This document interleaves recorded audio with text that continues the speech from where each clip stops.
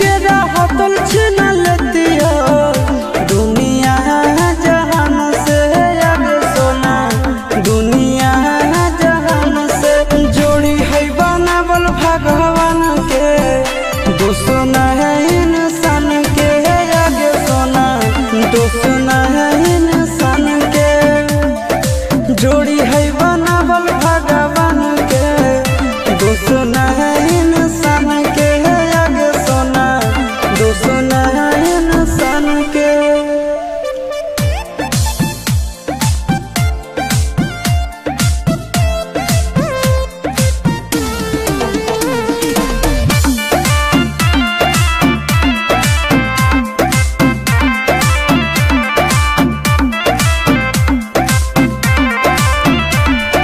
जन्मों से भले दोनों रहेंगे साथ में कहरम तो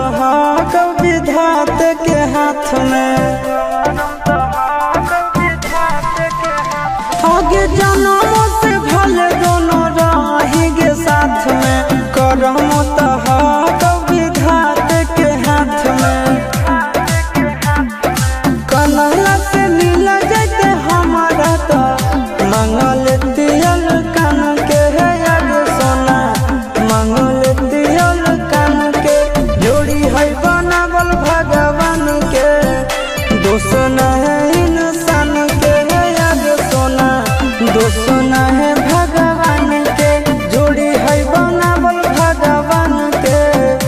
दोसना है इंसान के है आगे सोना दोसना है इंसान के।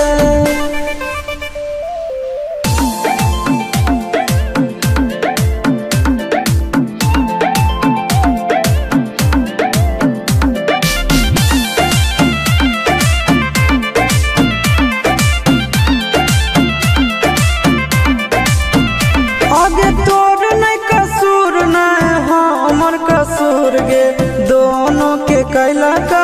ऊपर वाला दूर गे ये सोना